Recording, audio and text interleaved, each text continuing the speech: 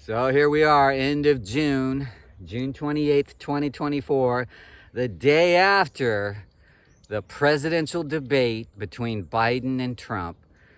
I'm almost as speechless as Biden in the sense that I don't know what to think of that. That was not so much a debate as a showcase of an unraveling of flaws, character flaws, and complete freaking consciousness. No, Biden blew it completely. For some reason, I thought maybe he would pull off something credible so that, put to rest some of these stories that he's just too freaking old and losing his mind. But my mindset fell back to that perspective after the debate. I mean, he really blew it early on when he was rambling, and then he stopped, and then he forgot what he was talking about, and then he just goes, "Look, we beat Medicare." And then Trump jumped on it immediately and made a joke out of it. And he goes, "Yeah, you beat it to death." And then he tied it in with his fake story that Medicare is being drained by all these new immigrants who are a result of Biden's open borders. So anyway, it was like bull crap stacked on top of cheese and bologna. It just was a horrible debate. He had the largest national debt of any president in a 4-year period, number one. Number two, that $2 trillion tax cut benefited the very wealthy. What I'm going to do is fix the tax system. For example, we have 1,000 trillionaires in America. Billionaires in America. And what's happening? They're in a situation where they, in fact, pay 8.2% in taxes.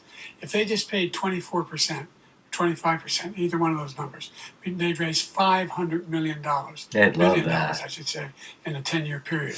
We'd be able to wipe out his debt. We'd be able to help make sure that all those things we need to do, child care, elder care, making sure that we continue to strengthen our healthcare system, making sure that we're able to make every single solitary person eligible for what I've been able to do with the COVID. With dealing with everything we have to do with. Look, if we finally beat Medicare. Thank you, President Biden. President Trump?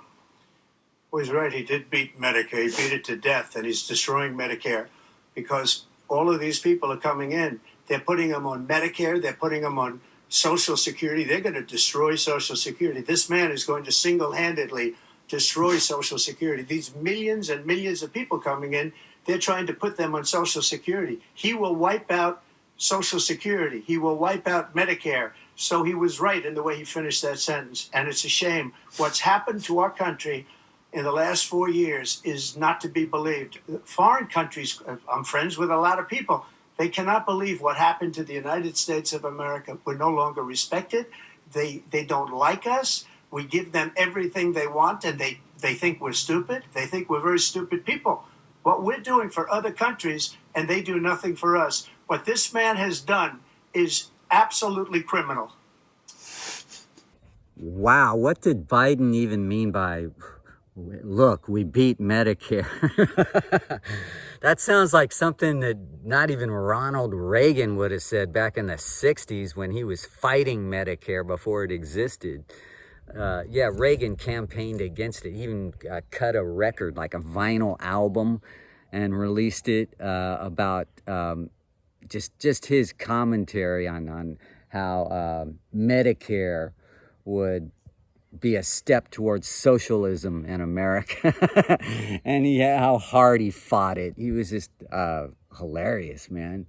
And then so, Medicare has worked. It has helped a lot of people. And to say we beat Medicare, that just sounds like something you would say if you were imagining Medicare didn't exist, or that you imagined it was a failure or something. Of course, anyone for Trump is going to say Trump won by a landslide.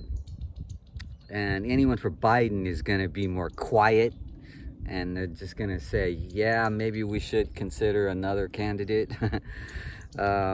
I think there will be talk about that, but I don't know. Biden is so freaking hard-headed and empty-headed at the same time that he's going to make the wrong decision.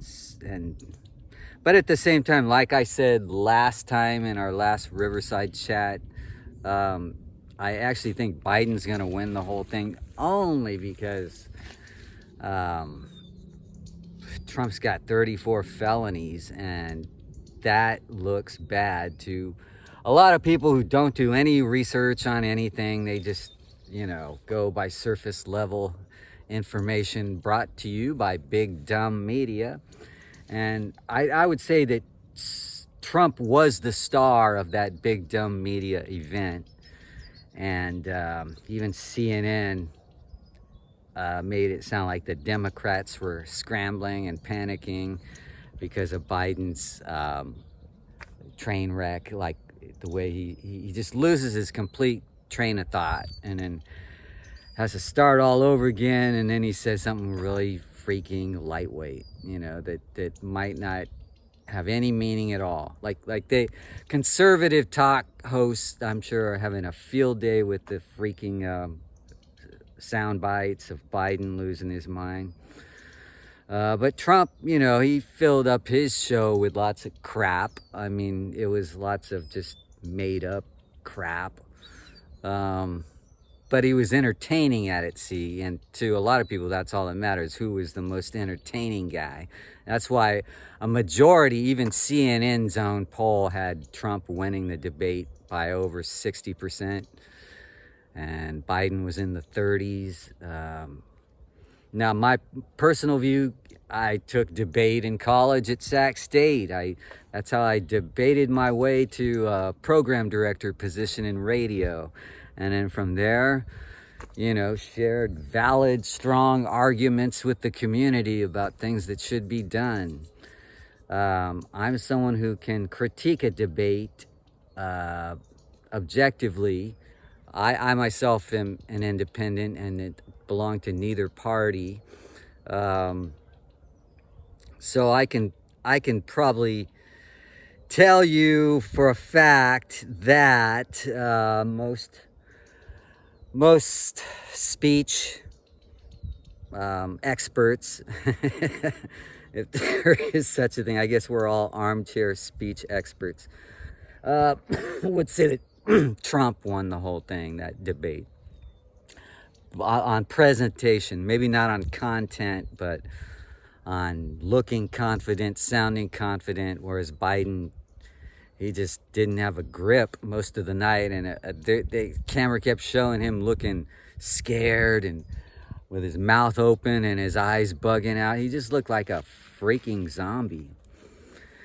So at this point, I would still say, okay, they're going to argue that Biden should be replaced, and they're going to talk about replacements. Probably not RFK Jr., who used to be a Democrat, but the names that'll pop up will continue to be Kamala Harris, and even though she's not as popular as Biden, who's not popular, and neither is Trump. This is just an unpopularity contest. Gavin Newsom is popular, though, and his name keeps popping up, but I still will maintain that he's not going to put his hat in the ring in this election at all. Like, he's not going to allow himself to be a candidate, even if everyone says, come on, Gavin. He's actually loyal to Biden, and I don't know why, because Biden's not that loyal to the Democratic Party. He's who gave us this big mess, like Trump even pointed out, of so many minorities in prison, how the prison population is so freaking overblown. All over cannabis, which is constantly being decriminalized. Barack Obama was the only president who kind of accelerated that pace. And then the rest has been like legislation and elections, like state legislation with states legalizing cannabis. But anyway, Joe Biden has been no big help with that. If Kamala were president, I think that'd be one of the first things on her agenda would be to legalize cannabis completely at a federal level. Just my just my hunch. You know, we're probably not going to find out because it's probably still going to be Biden versus Trump, unless Trump goes to prison when he's sentenced July 11th, and the Republican Party decides that they're going to make a change. I don't know if they can or not. I know that Trump's not going to drop out. Okay, Trump's too much of a comedian, actor who wants to be a media hog, and that's what he's good at, okay? Big media built him up to be this big, dumb media star, and they can't seem to tear him down, and he seems to get bigger the more they try to tear him down. Anyway, that's enough politics for now. We have a mayor's race in Sacramento that nobody's talking about. Let's see who's running. You know, I actually thought about running for mayor at one time when I was on the radio in Sacramento back in the 90s. And I actually had more radio listeners than the guy who got elected mayor, who was on a guest on my show. And, you know, that was Joe Cerna Jr., who passed away in the late 90s, but he was like a really good mayor of Sacramento. And he only had like 40,000 people voting for him to become mayor. And on my show, I had over 100,000 listeners. Not that all of them would have supported me, but if I made a campaign out of it, you know, who knows what could have happened. I don't think that could happen today, but, you know, I'm not running for any office right now. I'm just hosting these Riverside Chat videos for SacTV.com, and I'll have more for you. Not always about politics, a lot of time about the local scene, sometimes about economics. Anyway, have fun. We'll talk soon again for another Riverside Chat.